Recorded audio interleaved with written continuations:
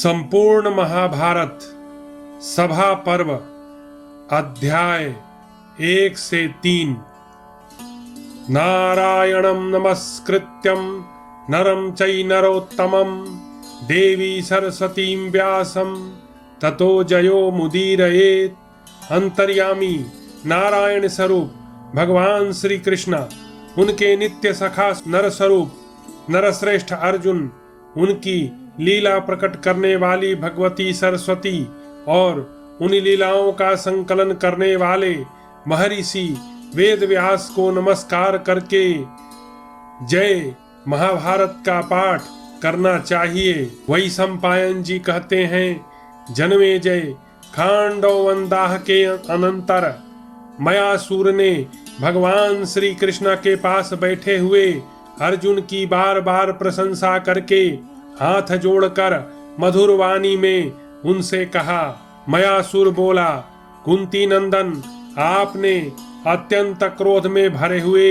इन भगवान श्री कृष्ण से तथा जला डालने की इच्छा वाले अग्निदेव से मेरी रक्षा की है, अतः बताइए मैं इस उपकार के बदले आपकी क्या सेवा करूं। महाबाहो अर्जुन ने कहा, असुरराज, तुमने इस प्रकार कृतज्ञता प्रकट करके मेरे उपकार का मानो सारा बदला चुका दिया। तुम्हारा कल्याण हो। अब तुम जाओ, मुझ पर प्रेम बनाए रखना, हम भी तुम्हारे प्रति सदा स्नेह का भाव रखेंगे। मयासुर बोला, प्रभो पुरुषोत्तम, आपने जो बात कही वह आप जैसे महापुरुषों के अनुरूप ही है, परंतु भारत, मैं बड़े प्रेम से आपके लिए कुछ वास्तव में करना चाहता हूँ। पांडुनंदन, मैं दानवों का विश्वकर्मा एवं शिल्प विद्या का महान पंडित हूँ, अतः मैं आपके लिए किसी वस्तु का निर्माण करना चाहता हूँ। कुंती नंदन, पूर्व काल में मैंने दानवों के बहुत से महल बनाए हैं। इसके सिवा देखने में रमणीय, सुख और भोग साधनों से संपन्न अनेक प्रकार के रमणीय उद्यानों, भांति भांति के सरोवरों, विचित्र अस्त्र शस्त्रों, इच्छानुसार चलने वाले रथों, अट्टालिकाओं, चहार दीवारियों और बड़े बड़े फाटकों सहित विशाल नगरों, हजारों अद्भुत एवं श्रेष्ठ वाहनों तथा बहुत सी मनोहर एवं अत्यंत सुखदायक सुरंगों का मैंने निर्माण किया है। अतः अर्जुन, मैं आपके लिए कुछ बनाना चाहता हूँ। अर्जुन बोले, मयासुर, तुम मेरे द्वारा अपने को प्राण संकट से मुक्त हुआ मानते हो और इसलिए कुछ करना चाहते हो। ऐसी दशा में मैं तुमसे कोई काम नहीं करा सकूंगा। दानव, साथ ही मैं यह भी नहीं चाहता कि तुम्हारा यह संकल्प व्यर्थ हो, इसलिए तुम भगवान श्री कृष्ण का कोई कार्य कर दो, इससे मेरे प्रति तुम्हारा कर्तव्य पूर्ण हो जाएगा। भरत श्रेष्ठ, तब मयासुर ने भगवान श्री कृष्ण से काम बताने का अनुरोध किया। उसके प्रेरणा करने पर भगवान श्री कृष्ण ने अनुमानतः 2 घड़ी तक विचार किया कि इसे कौन सा काम बताया जाए। तदनंतर मन ही मन कुछ सोचकर प्रजापालक लोकनाथ भगवान श्री कृष्ण ने उससे कहा, शिल्पियों में श्रेष्ठ दैत्यराज मैं, यदि मेरा कोई प्रिय कार्य करना चाहते हो तो तुम धर्मराज युधिष्ठिर के लिए जैसा ठीक समझो वैसा एक दिव्य सभा भवन बना दो। वह सभा भवन ऐसा बनाओ जिसके बन जाने पर संपूर्ण मनुष्य लोक के मानव देखकर विस्मित हो जाएं एवं कोई उसकी नकल न कर सके। मयासुर, तुम ऐसे सभा भवन का निर्माण करो जिसमें हम तुम्हारे द्वारा अंकित देवता, असुर और मनुष्य की शिल्प निपुणता का दर्शन कर सकें।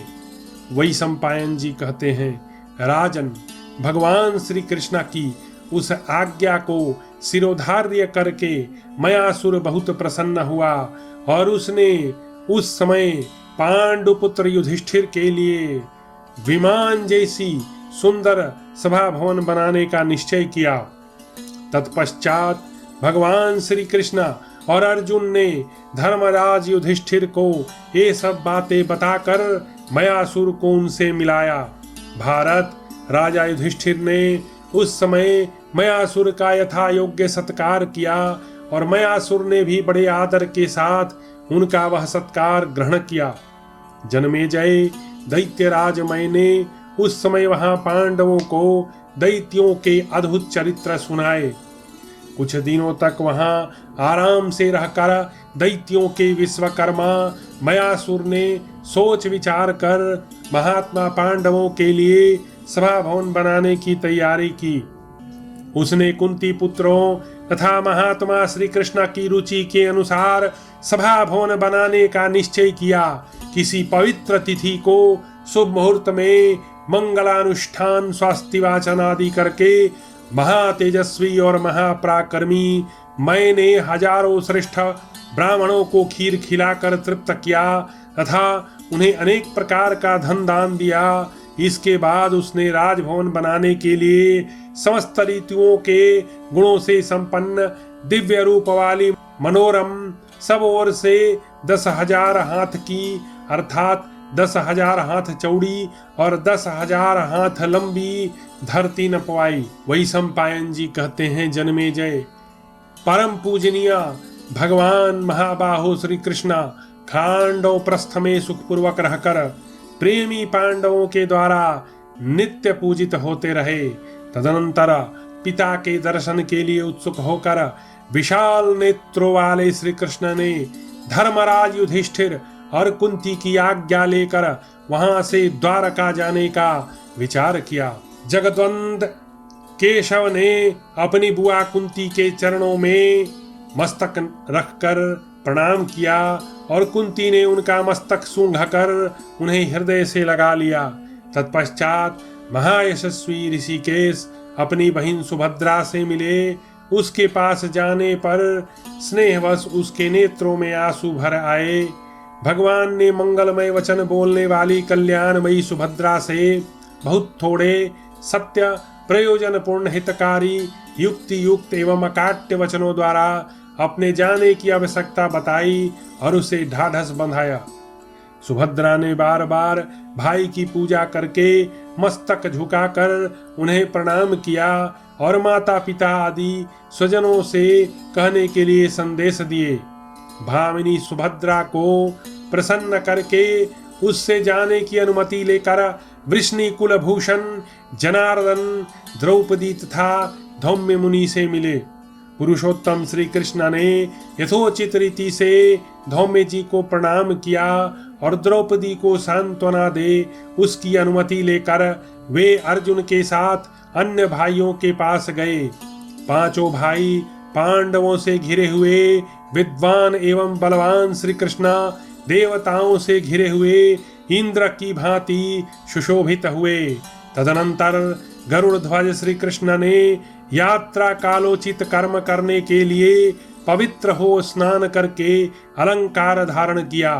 फिर उन यदुश्रेष्ठ ने प्रचुर पुष्पमाला जप नमस्कार और चंदन आदि अनेक प्रकार के सुगंधित पदार्थों द्वारा देवताओं और ब्राह्मणों की पूजा की। प्रतिष्ठित पुरुषों में श्रेष्ठा यदु परवर श्री कृष्ण यात्रा कालोचित सब कार्य पूर्ण करके प्रस्थित हुए और भीतर से चलकर बाहरी ड्योढ़ी को पार करते हुए राजभवन से बाहर निकले। उस समय सुयोग्य ब्राह्मणों ने स्वास्ति वाचन किया और भगवान से दही भरे पात्र अक्षत फल आदि के साथ उन ब्राह्मणों को धन देकर उन सब की परिक्रमा की।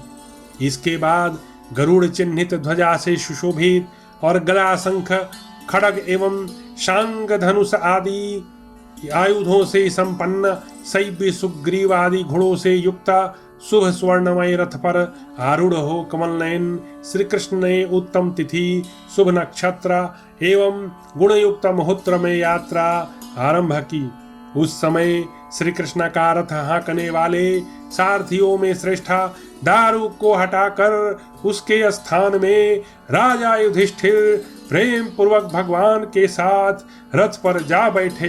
गुरुराज युधिष्ठिर ने घोड़ों की बागडोर स्वयं अपने हाथ में ले ली। फिर महाबाहो अर्जुन भी रथ पर बैठ गए और स्वर्णमय दंड से विभूषित श्वेत चवर व्यंजन लेकर दाहिनी ओर से उनके ऊपर डुलाने लगे। इसी प्रकार नकुल सहदेव सहित बलवान भीमसेन भी ऋत्विजों और पूर्वासियों के साथ भगवान श्री कृष्ण के पीछे पीछे चल रहे थे। उन्होंने वेग पूर्वक आगे बढ़कर सारंग धनुष धारण करने वाले भगवान श्री कृष्ण के ऊपर दिव्य मालाओं से सुशोभित एवं 100 सलाकाओं तीलियों से युक्त स्वर्ण विभूषित छत्र लगाया। उस छत्र में वैदुर्य मणि का डंडा लगा हुआ था। नकुल और सहदेव भी शीघ्रता पूर्वक रथ पर आरूढ़ हो श्वेत चवर और व्यंजन डुलाते हुए जनार्दन की सेवा करने लगे। उस समय अपने समस्त फुफेरे भाइयों से संयुक्त शत्रु दमन केशव ऐसी शोभा पाने लगे मानो अपने प्रिय शिष्यों के साथ गुरु यात्रा कर रहे हों। श्री कृष्ण के बिछोह से अर्जुन को बड़ी व्यथा हो रही थी। गोविंद ने उन्हें हृदय से लगाकर उनसे जाने की अनुमति ली। फिर उन्होंने युधिष्ठिर और भीमसेन का चरण स्पर्श किया। युधिष्ठिर, भीम और अर्जुन ने भगवान को छाती से लगा लिया और नकुल सहदेव ने उनके चरणों में प्रणाम किया। तब भगवान ने भी उन दोनों को छाती से लगा लिया। भारत शत्रु विजयी श्री कृष्ण ने 2 कोस दूर चले जाने पर युधिष्ठिर से जाने की अनुमति ले यह अनुरोध किया कि अब आप लौट जाइए। तदनंतर धर्मज्ञ गोविंद ने प्रणाम करके युधिष्ठिर के पैर पकड़ लिए। फिर पांडु कुमार धर्मराज युधिष्ठिर ने यादव श्रेष्ठ कमलनयन केशव को दोनों हाथों से उठाकर उनका मस्तक सूंघा और जाओ कहकर उन्हें जाने की आज्ञा दी। तत्पश्चात उनके साथ पुनः आने का निश्चित वादा करके भगवान मधुसूदन ने पैदल आए हुए नागरिकों सहित पांडवों को बड़ी कठिनाई से लौटाया और प्रसन्नता पूर्वक अपनी पूरी द्वारका को गए मानो इंद्र अमरावती को जा रहे हों। जब तक वे दिखाई दिए तब तक पांडव अपने नेत्रों द्वारा उनका अनुसरण करते रहे। अत्यंत प्रेम के कारण उनका मन श्री कृष्ण के साथ ही चला गया। अभी केशव के दर्शन से पांडवों का मन तृप्त नहीं हुआ था। तभी नयनाभिराम भगवान श्री कृष्ण सहसा अदृश्य हो गए। पांडवों की श्री कृष्ण दर्शन विषयक कामना अधूरी ही रह गई। उन सब का मन भगवान गोविंद के साथ ही चला गया। अब वे पुरुष श्रेष्ठ पांडव मार्ग से लौटकर तुरंत अपने नगर की ओर चल पड़े। उधर श्री कृष्ण भी रथ के द्वारा शीघ्र ही द्वारका जा पहुँचे। सातवत वंशी वीर सात्यकी भगवान श्री कृष्ण के पीछे बैठकर यात्रा कर रहे थे और सारथी दारुक आगे था। उन दोनों के साथ देवकी नंदन भगवान श्री कृष्ण वेगशाली गरुड़ की भांति द्वारका में पहुंच गए। वैशंपायन जी कहते हैं, जन्मेजय अपनी मर्यादा से च्युत न होने वाले धर्मराज युधिष्ठिर भाइयों सहित मार्ग से लौटकर सुहृदों के साथ अपने श्रेष्ठ नगर के भीतर प्रविष्ट हुए। राजन, वहां पुरुष सिंह धर्मराज ने समस्त सुहृदों भाइयों और पुत्रों को विदा करके राजमहल में द्रौपदी के साथ बैठकर प्रसन्नता का अनुभव किया। इधर भगवान केशव भी उग्रसेन आदि श्रेष्ठ यादवों से सम्मानित हो प्रसन्नता पूर्वक द्वारकापुरी के भीतर गए। कमलनयन श्री कृष्ण ने राजा उग्रसेन, बूढ़े पिता वासुदेव और यशस्विनी माता देवकी को प्रणाम करके बलराम जी के चरणों में मस्तक झुकाया। तत्पश्चात जनार्दन ने प्रद्युम्न, सांब, निषठ, चारुसदेव, गद, अनिरुद्ध था भानु आदि को स्नेह पूर्वक हृदय से लगाया और बड़े बूढ़ों की आज्ञा लेकर रुक्मिणी जी के महल में प्रवेश किया। उधर महाभाग मैंने भी धर्मपुत्र युधिष्ठिर के लिए विधि पूर्वक संपूर्ण रत्नों से विभूषित सभा मंडप बनाने का मन ही मन कल्पना की। वैशंपायन जी कहते हैं, जन्मेजय, तदनंतर मयासुर ने विजयी वीरों में श्रेष्ठ अर्जुन से कहा, भारत, मैं आपकी आज्ञा चाहता हूँ। मैं एक जगह जाऊंगा और फिर शीघ्र ही लौट आऊंगा। कुंती कुमार धनंजय, मैं आपके लिए तीनों लोकों में विख्यात एक दिव्य सभा भवन का निर्माण करूंगा, जो समस्त प्राणियों को आश्चर्य में डालने वाली तथा आपके साथ ही समस्त पांडवों की प्रसन्नता बढ़ाने वाली होगी। पूर्व काल में जब दैत्य लोग कैलाश पर्वत से उत्तर दिशा में स्थित मैनाक पर्वत पर यज्ञ करना चाहते थे, उस समय मैंने एक विचित्र एवं रमणीय मणिमय भांड तैयार किया था, जो बिंदु सर के समीप सत्य प्रतिज्ञ राजा विस्परवा की सभा में रखा गया था। भारत, यदि वह अब तक वहीं होगा तो उसे लेकर पुनः लौट आऊंगा। फिर उसी से पांडु नंदन युधिष्ठिर के यश को बढ़ाने वाली सभा तैयार करूंगा, जो सब प्रकार के रत्नों से विभूषित, विचित्र एवं मन को आह्लाद प्रदान करने वाली होगी। कुरु नंदन बिंदुसर में एक भयंकर गदा भी है। मैं समझता हूँ राजा विस्परवा ने युद्ध में शत्रुओं का संहार करके वह गदा वहीं रख दी। वह गदा बड़ी भारी है, विशेष भार या आघात सहन करने में समर्थ एवं सुदृढ़ है। उसमें सोने की फूलियां लगी है, जिनसे वह बड़ी विचित्र दिखाई देती है। शत्रुओं का संहार करने वाली वह गदा अकेले ही 1,00,000 गदाओं के बराबर है। जैसे गांडीव धनुष आपके योग्य है, वैसे ही वह गदा भीमसेन के योग्य होगी। वहाँ वरुण देव का देवदत्त नामक महान शंख भी है, जो बड़ी भारी आवाज करने वाला है। ये सब वस्तुएं लाकर मैं आपको भेंट करूंगा, इसमें संशय नहीं है। अर्जुन से ऐसा कहकर मयासुर पूर्वोत्तर दिशा ईशान कोण में कैलाश से उत्तर मैनाक पर्वत के पास गया। वहीं हिरण्यशृंग नामक महामणिमय विशाल पर्वत है, जहाँ रमणीय बिंदुसर नामक तीर्थ है। वहीं राजा भगीरथ ने भगीरथी गंगा का दर्शन करने के लिए बहुत वर्षों तक निवास किया था।